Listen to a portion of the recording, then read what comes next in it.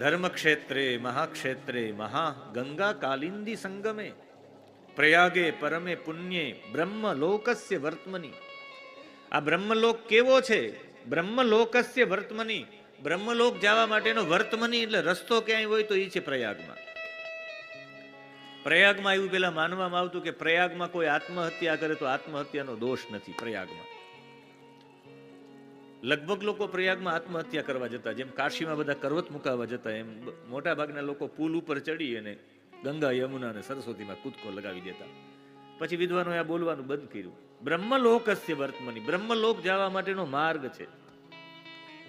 ગંગા યમુના અને સરસ્વતી, એમ આપણે ઈડા પીડા અને સુષુમ્ના, આ ત્રણેય બ્રહ્મલોક સુધી પહોંચવાનો માર્ગ છે.